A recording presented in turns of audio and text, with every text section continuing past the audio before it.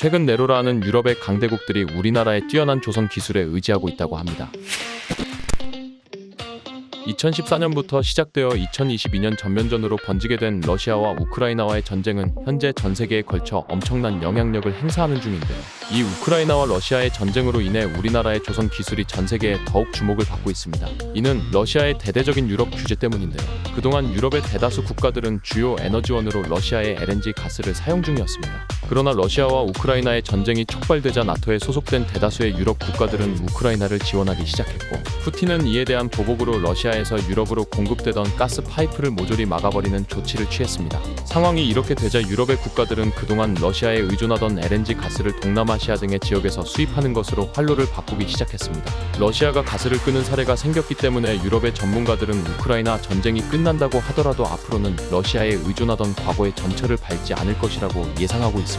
러시아에서 가스를 수입할 때에는 유럽까지 연결되어 있던 파이프를 이용하면 되었지만, 동남아시아의 국가들은 유럽까지 파이프가 연결되어 있지 않기 때문에 결국 가스 수입을 위해서는 LNG, LPG 운반선이 필수적으로 필요할 수밖에 없었는데요. 당연히 여기서 유럽 국가들에게 가장 주목을 받은 것은 그동안 조선업계에서 전 세계를 호령하던 우리나라였습니다. 2022년 우크라이나 전쟁이 터지기 이전까지 전 세계 LNG 운반선의 95%는 우리나라가 독식하고 있었는데요. 영국의 전 세계 조선 해운 시황 분석기관인 클락스 리서치는 2021년 전 세계 LNG선 발주량인 45척 중 42척을 우리나라가 휩쓸어 세계 점유율 95%를 기록했다고 밝혔습니다. 45척 중 나머지 3척은 우리나라의 최대 경쟁국인 중국이 가져갔는데요. 이마저도 우리나라 조선사들의 계약이 밀려있는 나머지 급했던 국가들이 울며겨자 먹기로 중국에 맡긴 것이라고 합니다. 우리나라가 그동안 이처럼 압도적인 점유율을 보일 수 있었던 것은 당연히 전 세계 그 어디에서도 감히 흉내낼 수 없는 우월한 기술력 때문인데요. LNG선의 경우 운항 시 영하 163도 아래로 온도를 유지하여 기체로 소실되는 양을 최소한으로 해야 하여 고도의 기술력을 필요로 합니다. 이 가스 보존 기술은 우리나라가 전 세계 가운데 독보적인 기술력을 갖춘 것으로 전문가들에게 평가받고 있습니다. 가스 보존 기술뿐만이 아니라 안정성 면에서도 우리나라의 기술은 월등히 압도적입니다. 2016년에는 현대중공업에서 LNG, LPG 운반선의 화재 위험성을 크게 낮출 수 있는 고난연성 단열재 기술을 세계 최초로 선박에 적용하는 데 성공하기도 했습니다. 가스 운반선의 화물 탱크는 위에서 말한 것처럼 항시 낮은 온도를 유지해야만 했고, 그 때문에 대부분의 조선사에서는 열 전도율이 낮은 폴리우레탄 재질의 단열재를 사용해왔습니다. 하지만 폴리우레탄은 불에 취약하여 용접 불꽃 등에 의해 순식간에 화염이 전파된다는 단점이 있어 사고가 나기 쉬웠는데요. 현대중공업에서 개발한 고난연성 단열재는 이 폴리우레탄의 화학구조 자체를 변경한 것으로 불꽃이 튀어도 불이 전혀 번지지 않고 오히려 4분 내로 자연적으로 불이 꺼지기까지 합니다. 이 기술이 얼마나 독보적인지 보여주는 사례로는 우리나라의 조선업 최대 경쟁국이자 자국 발주율이 100%에 가까운 중국과 일본마저도 우리나라의 조선사의 LNG선과 LPG선 발주를 하고 있다는 것입니다. 일본의 최대 선사는 바로 미쓰 EOSK 상선인데요. 이 미쓰 EOSK 상선 역시 우리나라 3대 조선사 중 하나인 대우조선해양에 매해 LNG 운반선, LPG 운반선, 탱커 등을 발주하고 있습니다. 이뿐만 아니라 미쓰 EOSK 상선 다음으로 잘나가는 일본의 NIK 역시 우리나라의 삼성중공업에 발주를 넣고 있는 현실입니다. 또한 2020년에는 서아시아 최대 산유국 중 하나인 카타르가 우리나라 3대 조선사의 23조 6천억 규모의 LNG 운반선 수주를 넣어 화제가 되기도 했습니다. 카타르는 산유국이면서 동시에 세계 최대 LNG 생산국인데요. 카타르의 국영 석유사인 카타르 페트롤리엄은 LNG 가스 프로젝트에 투자를 결정하며 연간 7,700만 톤을 생산하던 가스량을 1억 1천만 톤까지 확대할 것으로 발표했습니다.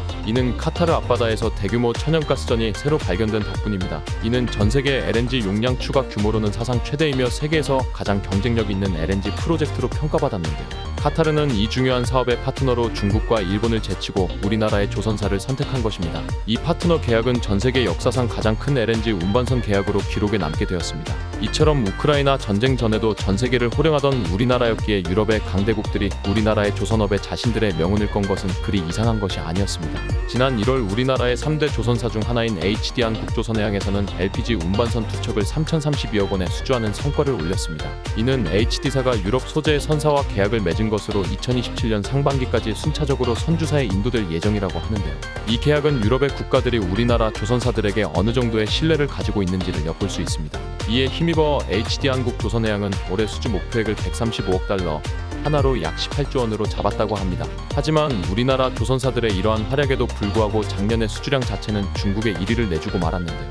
중국의 공업정보화부가 발표한 통계에 따르면 2023년 중국의 선박 건조량은 세계 선박 건조량의 50.2%를 차지하는 4,232만 DWT에 달했다고 합니다. 특히 우리나라가 압도적인 점유율을 보이던 LNG 운반선 부문도 중국의 수주량이 증가하면서 전체 수주량에서 우리나라를 앞서고 말았는데요. 2023년 LNG 운반선의 발주량은 우크라이나 전쟁의 여파로 지난해 대비 130%가 증가한 반면 우리나라의 수주량은 단 5%만을 증가하며 낮은 폭의 성장률을 보였습니다. 그에 비해 중국의 경우 지난해에 비해 56.4%가 급증하여 세계 시장의 60% 정도를 점유하였습니다.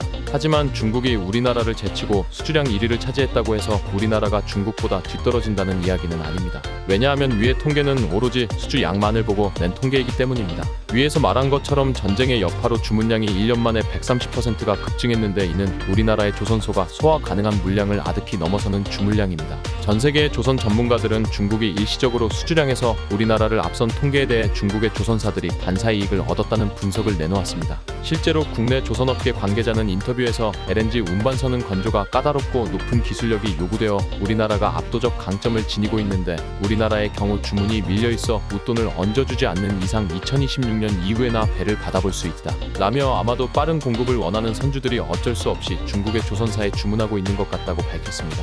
실제로 우리나라 3대 조선사 중 하나를 보유 중인 현대중공업은 주문이 너무도 밀린 나머지 창사 이래 처음으로 중국에 하청을 내리는 방안을 검토 중에 있는데요. 유럽과 중동 아시아 등에서 넘치는 주문량의 생산량이 따라가기가 힘들어져 국내 생산만으로는 블록을 제때 조달하기가 불가능한 상황에 이르렀다고 합니다. 이에 어쩔 수 없이 밀린 주문을 해결하기 위해 현대중공업과 하나오션, 삼성중공업 등 국내 조선 3사 모두 중국의 하청까지 맡겨가며 생산량을 겨우 맞춰나가고 있는 실정입니다. 그뿐만 아니라 중국은 그 반사이익으로 얻은 수주량마저도 제대로 소화하지 못해서 굴러들어온 복을 제 발로 차내고 있는 중입니다. 중국의 조선사 중 LNG 운반선을 건조할 정도로 최소한의 기술을 갖춘 조선사는 후둥중화조선이 유일한데요. 이 후둥중화조선조차도 과거부터 수차례 고장과 폐선 사고를 일으켜 전세계 선주들 사이에서도 악명이 자자한 곳입니다. 지난 2018년 호주 인근 바다에서 고장으로 멈춰서 엄청난 재앙을 불러일으켰던 LNG선인 글래드스토너도 바로 이 후둥중화조선의 작품이었습니다. 또한 후둥중화조선은 반드시 지켜져야 할 약속으로 우리나라에서는 단 한 번도 어겨본 적이 없는 선박 인도 일정조차도 제때 맞추지 못한 사례도 매우 빈번합니다. 그럼에도 여러 국가들이 중국에 계약을 맡기는 이유는 중국의 인구를 앞세운 막강한 구매력 때문이라는 것이 전문가들의 의견입니다. 중국은 현재 엄청난 미세먼지가 극성을 부리고 있는데요. 중국은 심각해진 대기오염을 막기 위해 최근 석탄 발전을 줄이고 꾸준히 LNG 사용량을 늘리고 있습니다. 그렇다 보니 LNG를 팔아야 하는 입장인 카타르 같은 국가는 LNG 최대 고객인 중국의 눈치를 볼 수밖에 없습니다. 그러나 2018년에 이어 2024년 1월에도 또 중국산 LNG 운반선이 호주 항만에서 구동계 고장으로 멈춰버리는 바람에 강제로 견인되는 사고가 터져버렸고 LNG 수출국 중 하나인 호주는 이 사고로 생산을 중단하고 최소 3척의 LNG 운반선 일정이 지연되는 등 엄청난 타격을 입고 말았습니다. 이 두 번에 걸친 대형 사고로 중국산 LNG 운반선의 한계는 여지없이 드러나버린 반면 한국산 LNG 운반선은 비싸더라도 믿고 쓸 수 있다는 반사이익을 얻게 되었고 결국 전 세계의 선주들은 다시 우리나라에만 매달리는 실정이 되었습니다. 그 결과는 바로 지금 2024년 2월 여실없이 드러나고 있는데요. 카타르는 지금 LNG 프로젝트의 2차 수주를 앞두고 있습니다. 이미 2023년 10월 현대중공업은 카타르와 5조 2,511억 원 규모의 17척 건조 계약을 체결했으며 2024년 2월 6일에는 삼성중공업이 또 다른 중동 지역 선주와 LNG 운반선 15척에 대한 건조 계약을 한 것에 이어 이번 카타르 에너지의 2차 수주에는 남은 우리나라 3대 조선사 중 하나인 하나오션이 잭팟을 터뜨릴 것으로 전세계 전문가들은 거의 확실시하고 있습니다. 이처럼 우리나라의 압도적인 조선 기술은 아시아를 넘어 중동과 유럽에서까지 널리 인정받고 있는데요. 러시아와의 대치로 인해 에너지난에 허덕이는 유럽 국가들의 입장에서 안정적으로 에너지를 보급받기 위해서 우리나라의 기업들을 파트너로 삼게 되는 것은 생존을 위해 선택이 아닌 필수에 가까워 보입니다.